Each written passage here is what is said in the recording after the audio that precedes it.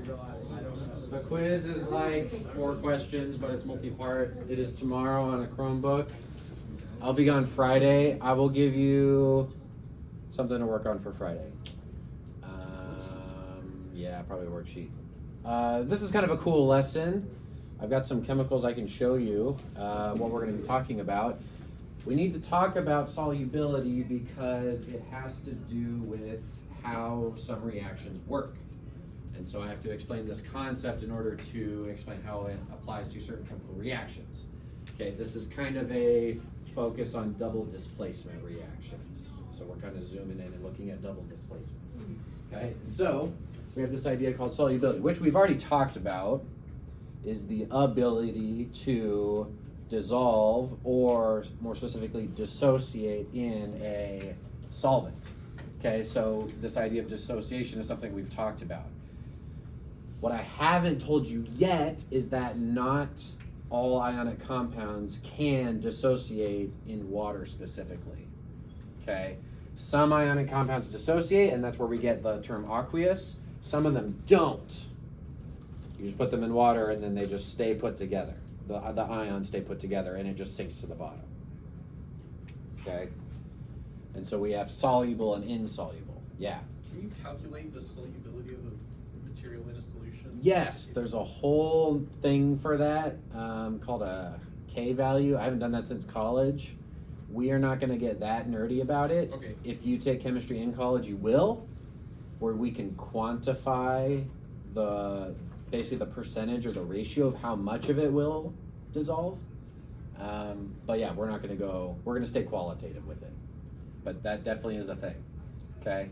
And pH actually is a measure of how much of an acid or base has dissociated in the water. So yeah, all of that's related, okay? So the ability of compounds to dissociate in water. We are going to keep it really simple and go and say soluble or insoluble.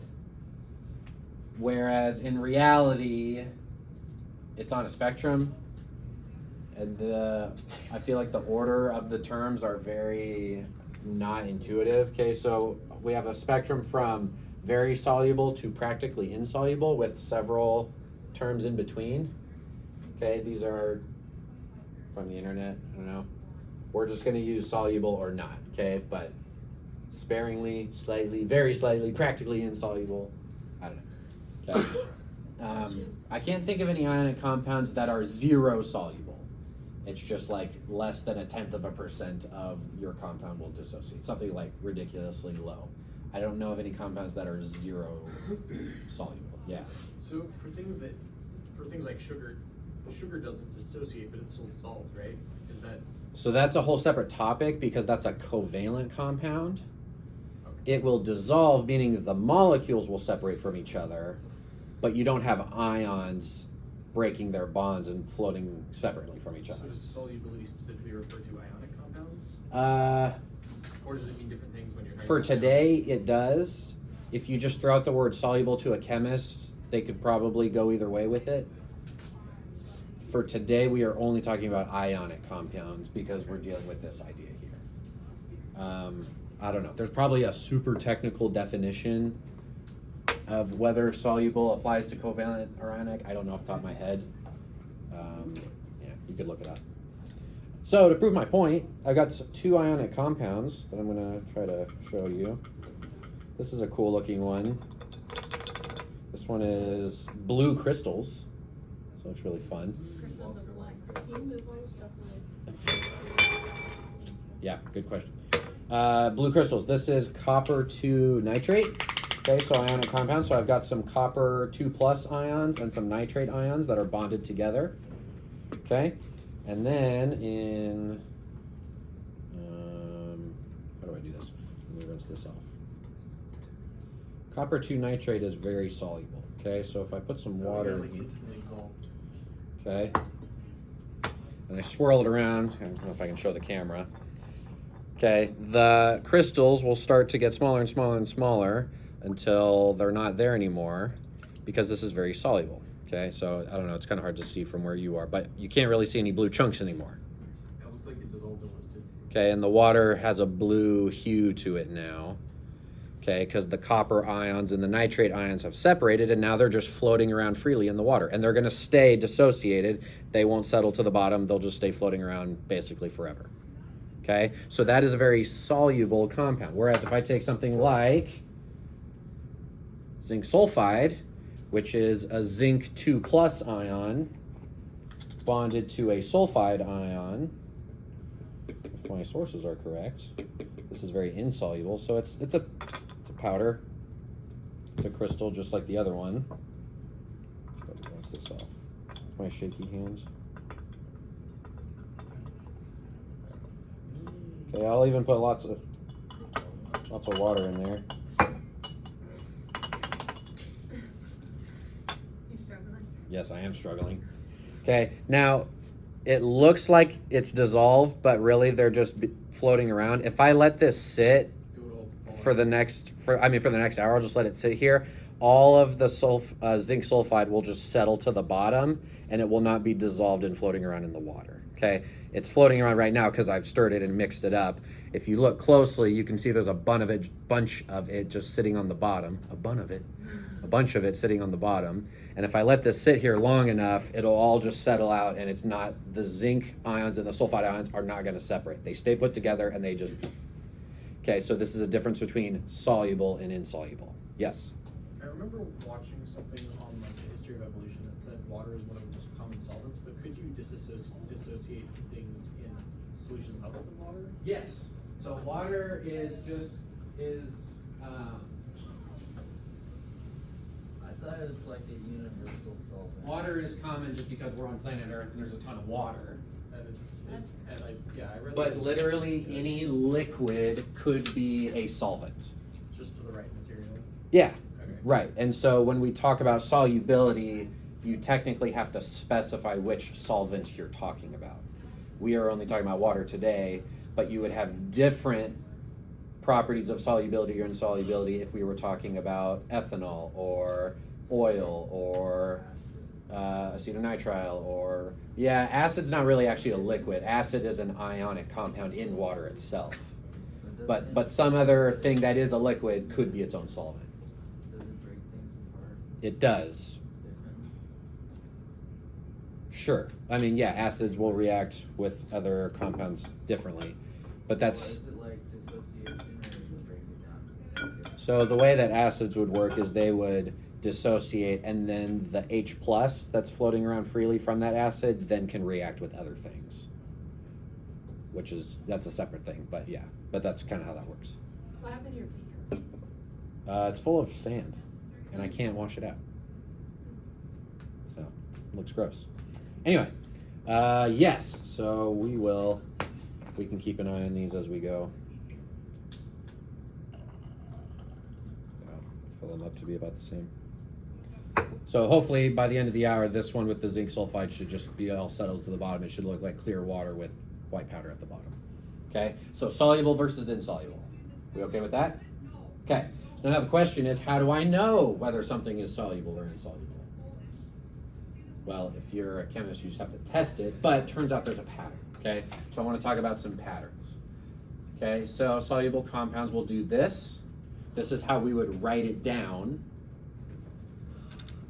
right? Or this is two ways of writing the same thing. This means this. To a chemist, you write this and they see this in their head. Okay? You write this and a chemist sees this in their head. Okay, so I'm just translating what, again, aqueous means that. If I have something that's insoluble, it's not aqueous. It just stays a solid. Okay, so this is how we would write it down. Okay, if I can't show you in a flask. Okay, so we've got that, great. So now, there's actually some patterns to solubility. Okay, and it turns out that certain ions tend to make a compound soluble or insoluble.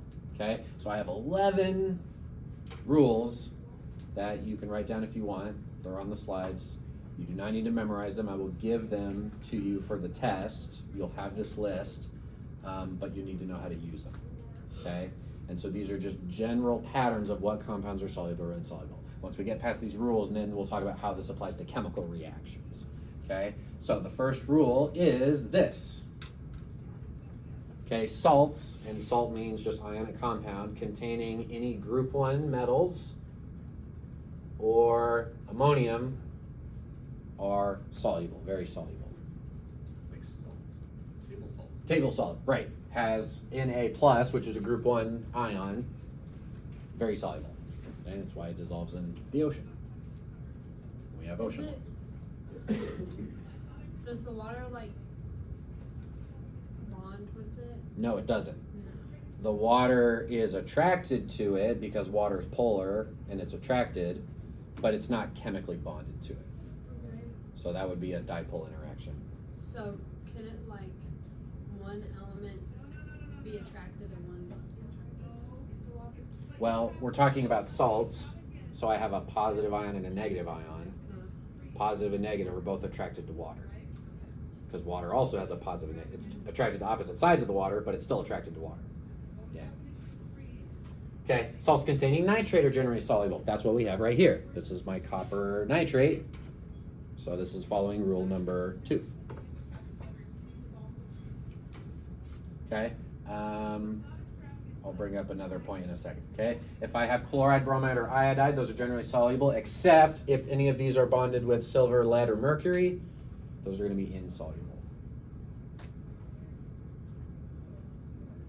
And the way, another side note about these rules is that they are hierarchical. If I give you a compound and it qualifies for rule number 1 and rule number 7, and they contradict each other, you go with the higher ranking rule. Okay, so this rule beats out all the other rules below it. Okay. Okay, anything with silver is slightly soluble. We're just gonna round and say insoluble, even though maybe a little bit will dissociate. Okay, and my sulfates are gonna be soluble, except for these particular sulfate compounds are not gonna be soluble. And some of these rules kind of say the same thing. You notice, right? Silver, not soluble. Silver, not soluble. Oh, look, a silver compound, not soluble. Yeah. What do you mean by salt? Salt means anything ionic, an ionic compound. So Right? basically sulfate isn't soluble. Well, sulfate is,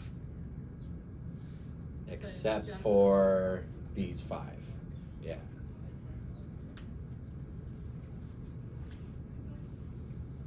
I'll pause and let you guys catch up if you want to write them down.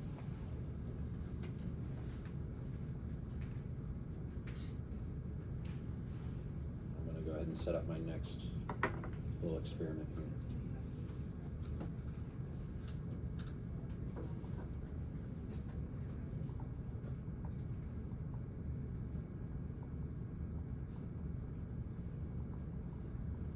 Ooh, there's a lot.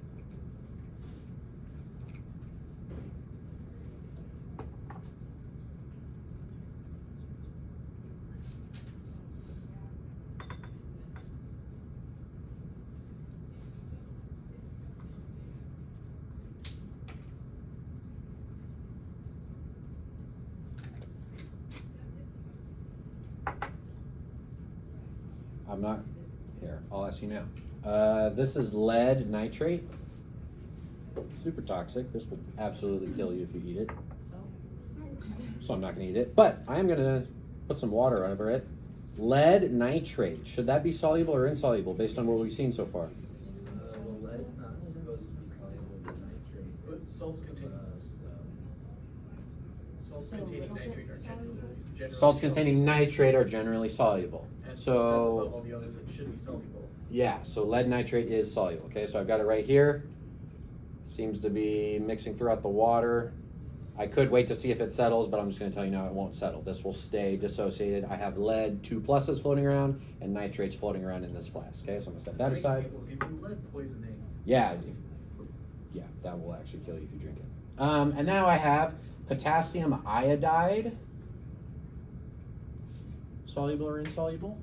If I add some water to this little white powder here.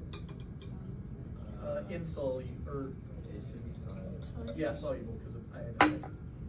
Yeah, so I'm basically just looking for a rule that pertains to potassium or iodide. Oh, and it's a group one, so it's Oh yeah, definitely potassium's a group 1.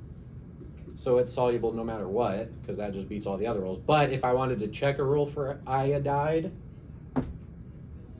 also soluble. So both rules for potassium iodide are saying soluble. solid. And it looks like it's Yeah, it turns kind of yellow, which is kind of weird. It's a white powder, but the solution turns yellowish. Yeah, it does look like urine. A moderately hydrated human color. Yeah. Okay, I'm gonna let those sit there. I'm gonna do something fun with those in a second. Okay. All right, we good with this? Do I have another rule on here? Okay, we're gonna go to 11. Okay, so next one, hydroxides. Insoluble. Slightly soluble is gonna translate to not soluble for us. Okay, kind of oversimplifying. Okay, slightly means not.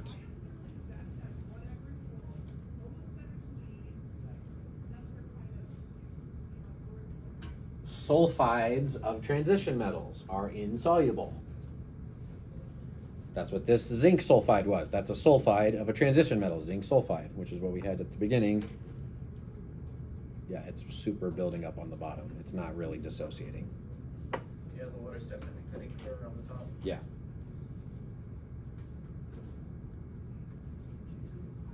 Sometimes if you look close, you can see like the little crystals just kind of like raining down.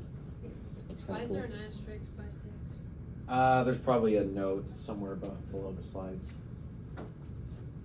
I can look at it later. Okay, sulfides are insoluble except for, this is group 1 and group 2, right? So this is kind of restating rule number 1, honestly. Carbonates are insoluble. What's carbonate again? Like sodium. CO. There's sodium carbonate, which is what you get when you bake baking soda, which is sodium bicarbonate. No. 3 That's carbonate.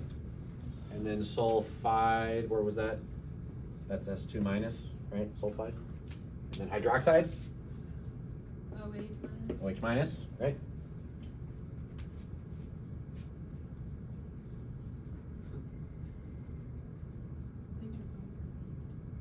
Chromates are insoluble. A reminder, chromate is CrO4 2 minus.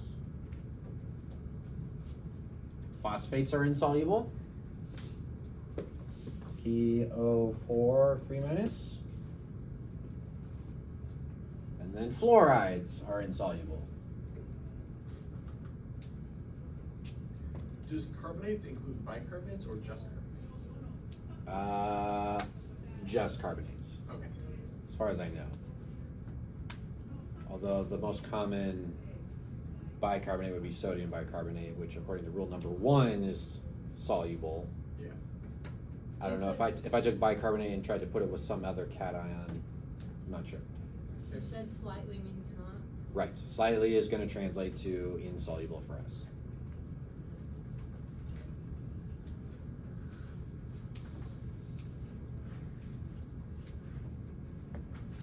And I copied these from a textbook. I don't know why they just randomly give examples. Like, fluorides such as this, or it's like, yes, I know what fluorides are, but I don't know, they just put examples there, so I left it.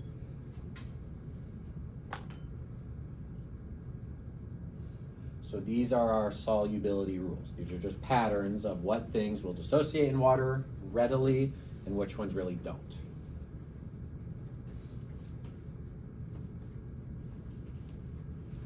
What's the most soluble in water? Like, I mean, it's hard, I don't know. It's hard to beat sodium chloride. okay. Honestly, anything with nitrate or group 1 cations is like pretty highly soluble. And these are all soluble in water. Right, this is all for water. We're ignoring other solvents. So sodium nitrate would be like even more super soluble? Yeah, and I don't know if the rules like add together, like if you qualify for rule 1 and 2, You're like if that super like soluble. chemically if that's how it works. I'm not really sure. I'd have to go look up the numbers of like quantifying how soluble they are. Okay. Yeah. 11, that's it. Wait, sodium nitrate is used as an oxidizer in explosives, isn't it? Ammonium Sulfate, nitrate. sulfur, Oh, soluble. Yeah, that's how they blew up that warehouse in Lebanon in wasn't Beirut, was it? Hmm? Ammonium nitrate. That was bad. I'll show you a video of it. Store your chemicals safely, people. Okay, we good with this? All right. Freeze. Make sure. So I think we're gonna talk about reactions now. Oh, let's practice first. Sodium chloride, soluble or insoluble? Soluble. How do you know? First. Rule number 1 Yeah. and rule number 3. Rule number 1's more important. Sure. Silver sulfide. No, silver doesn't. How do you know? Insoluble, right? 'Cause it was There's a sulfide rule, right? silver. There's also. There's no. Like Is there a silver rule? Yeah. Yeah, Okay. it said except for Slightly, so that. most silver salts. So this means not. Okay, not soluble is what that means. Okay, barium sulfate. no, I think Yes. that's one of the exceptions. Most sulfate salts are soluble. Sulfates are soluble except I don't know. Barium. Let's type it. barium is one of the exceptions, so it's not soluble. Sulfates normally is, but not for barium. What about? Oh my gosh, it's one of our strong bases that might be on the quiz. Potassium hydroxide. That's soluble. It's a group 1. It's a group 1 strong base, very soluble. Magnesium fluoride. It's a transition metal and it's a Not fluoride, so soluble. not soluble. Fluorides are not soluble. Not a transition metal, but it is Or, sorry, insoluble. not transition metal, but- It's a fluoride. Yep. Calcium bromide. That should be rule number 3, right? Covers that. Salts containing chlorine, bromide, and ice are generally soluble. Iron 3 hydroxide. Insoluble, because it was a hydroxide. that Most is a transition. Most hydroxide is not soluble. So no. So this is, so as another side note, the reason this is called a strong base is because it's very soluble. This could be a candidate for being a base, according to our previous definition, but because it doesn't dissociate, when I put this in water, I don't get more hydroxides floating around in my water. They're bonded to the irons and they stay stuck together. So this is not a strong base, even though it has the hydroxide in it, right? You have to dissociate to be a strong base. Well, they said most hydroxides are not soluble. Yeah, So that's what I'm saying. theoretically, Could none you- of them would work. Burn iron hydroxide to get like iron in the water? Maybe if you heat that up, I'm not sure what it's gonna do. Do you have any? It'd probably turn into just iron and the water would be steam. Maybe. Do There's you a have lot of any? wild things that can happen, so I don't know. In your chemical? I have, yeah, I think I have some of Can we this. burn it? Yeah, or we could just read the Wikipedia page and see what it says when it gets hot. I want to burn it. Okay. Okay. All right. Can we talk about reactions yet? Ah, yes. Okay. So check it out. The reason I told you about solubility is because we need to talk about a little thing I like to call a precipitation reaction. Like rain? Yes, it's named after rain, but it's not water. Because it's a solid precipitating out of the liquid. That makes So sense. here's a weird thing. I can take 2 soluble compounds, and if they do double displacement, one of the new combinations I make might be insoluble. So I have soluble and soluble and end up with an insoluble, and if I have an insoluble thing form, it bonds together, positive, negative bond together, and then it just settles to the bottom. And if I have a bunch of little grains settling to the bottom, it looks like rain. It looks like it's raining little crystals in there, and that's why it's called precipitation, because it physically looks like that. Okay, so an example might be something like this.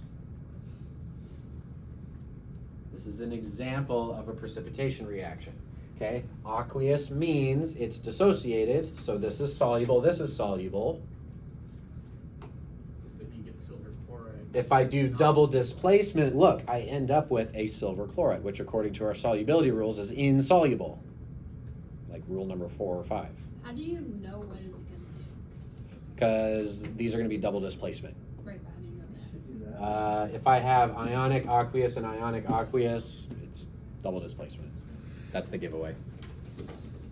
So it's just salt and then silver. Chloride. And the fun thing about this is, what does salt water physically look like? Nothing. Just water. Water? Colorless liquid. Add that other one in. Silver nitrate also physically looks like a colorless liquid. I don't know if that'll kill you. What does silver chloride look like? Yeah, this is a white powder. What does So if I take a colorless looking liquid and a colorless looking liquid, pour them together, this white powder just goes poof, appears, Is that the instant and then settles down. Not instant snow. I mean, it could be, but That would be yeah. So it looks like a magic trick. You pour them together, and it's like poof, white powder. we should do that? Yeah, we're about to do one, Okay. but it's even better because it's not white. It's a cool color. Yes. What does precipitation mean? It means that I took aqueous and aqueous, and I did double displacement, and I ended up with a insoluble compound. solid. Okay? Solid. Do I have another example? Okay, yes, the solid product is called the precipitate. Okay, so this is the precipitate. Here's another one. Except I didn't label them. Which one is the precipitate? Lead iodide. Well, because the potassium nitrate is definitely not, because it's group 1, it's potassium, which is group 1. That so, one's a beige, right? And then I need hydroxide to be a base. Oh. and then lead iodide was one of the ones that was specifically listed as not dissolving, right? According to rule 1 and rule 2, both rules 1 and 2 say this is soluble. Okay. Rule number 3 Says iodide's acceptable. says this is insoluble. So this is my precipitate. Conveniently, these are sitting on the front table right now. They're right here. Okay? This is my potassium iodide. This is my lead nitrate. If I mix them together, I end up with something that is not soluble. Okay? I'm gonna stand. Am I in the camera? Yes, you are. You guys want to see what happens? Yeah. Oh. Ooh, don't spill. The lead 2 iodide is yellow. So this yellow compound that I almost spilled all over myself Isn't it like is the precipitate. And what's fun about this is if I let this sit here, if we were like to let it sit till tomorrow or maybe even 7th hour, all the yellow little crystals in here will just settle to the bottom because they will not dissolve. They will not dissociate. That's the lead iodide. so now? There's also potassium and nitrates floating around, but they're just going to stay mixed in the water. And iodine is like really tough. Like, Yeah. So now if you drink it, you die, we're orange. right? I don't know. You die either way. I don't want to find out though. Oh. Okay. So I don't know. I made a lot of it. You did. If we let it sit long enough, you can see little yellow chunkies just like settling down to the bottom. So it's So- called precipitation because you can see little grains just like raining to the bottom, and it'll end up like this. This is from earlier, right? It's all just settling to the bottom. So it's called precipitation for that reason. You just put it You can see in through the top of that now. No, the strainer needs like teeny tiny. I have special paper that could filter that, but So like, I can do that later. if you let it sit there and then like you have the liquid on top and then the other stuff on the bottom. Yeah. If you like took the liquid out and then dried it out, it would just be a powder. Yeah, you could. Yeah, and in some experiments you do that. You pour off the liquid, and then you're left with this. Yeah. If you go to college and do like college labs, like you do that all the time. You make your crystals and then isolate the crystals and then take a picture of it, put it on Instagram. Everyone thinks you're cool. I don't think that. Ask me how I know. Okay. Did you post it on Instagram? In college I did. Did you All delete right. them? Huh? Did you delete them? Yeah. Shucks. I wanted to learn your college chemistry. We okay with this? So this is precipitation reactions. So that's the answer, right? With the proper labels.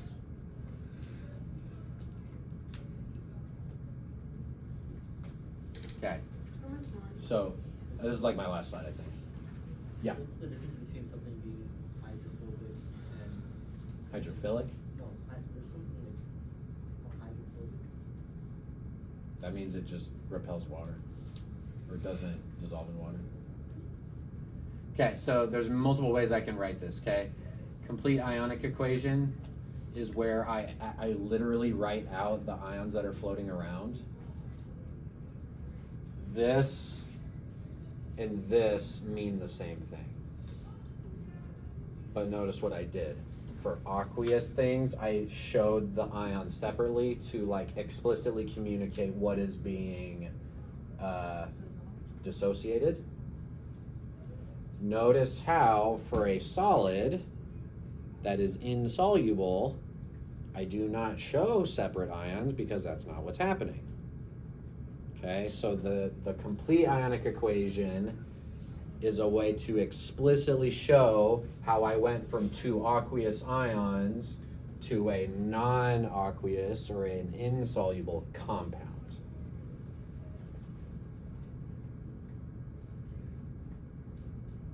Okay, but this means this. Tomato, tomato.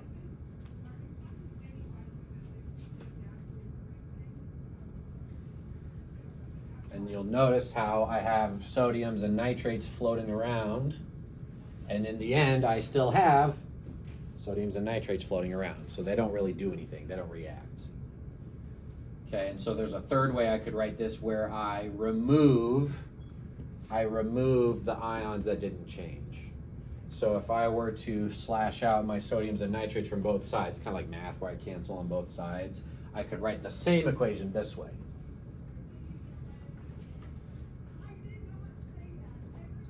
So this is where I'm abbreviating the chemical equation and just showing you what changed. But I'm leaving out things that are in my reaction, but because they're the same on both sides and nothing interesting happened, I just left it out. Okay, so this is 3 different ways of writing the same thing. Depending on the context, you may or may not want to write either one.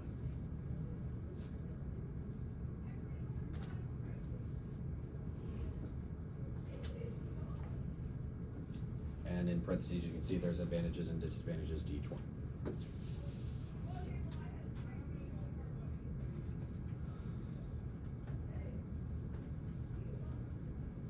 I think I need to stop yawning. Say what? No.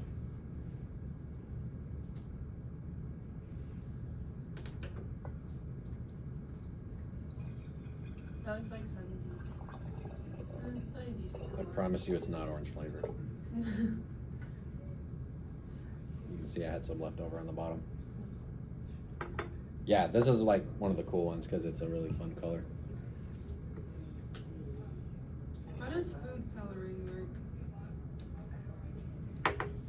That's literally just some chemical that's a color and you just put it in water and you just see that color through the water.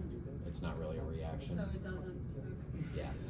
It's less exciting than what we just did. Some stains are chemical reactions though. Some stains, not all. Yeah.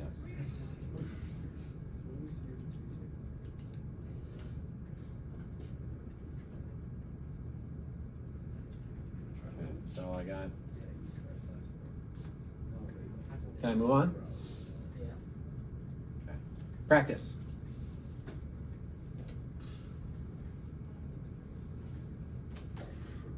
Will I get a precipitation out of this combination?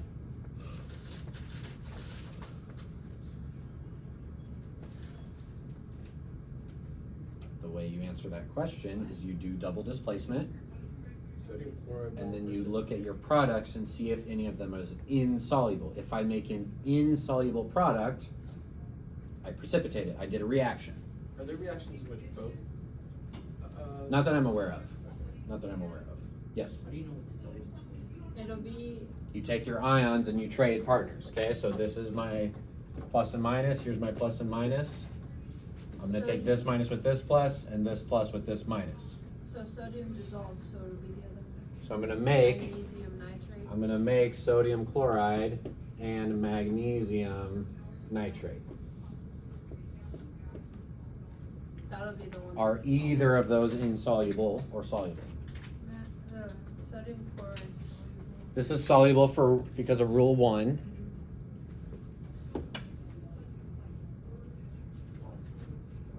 Also Nitrate, soluble yeah, because of nitrate's rule number soluble.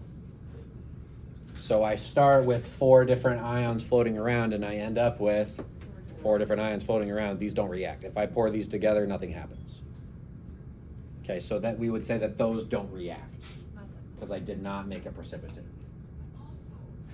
Okay, so let me prove it to you. Right? If I take this and show it dissociated, and I take this and show it dissociated, I end up with everything still dissociated because nothing makes an insoluble an insoluble combination. So that does not react. But what if you were to then, So- if you were to like evaporate the water out, would you be left with the reactive elements? That's a good question. If I evaporate it, do I end up with these or these? I'm not sure. Depends on which I don't know if you end up with all four combinations or if there's one combination that's more stable than another. Not sure about that one. Cool? And we're done. That was a lot. Okay? So you can already start to see we're now getting to a point in this chapter where I'm going to start asking you to predict the future, aka I'm going to start giving you reactants and then you have to tell me what happens. Okay, so that's coming next week. Thanks, guys. How do you tell if something will be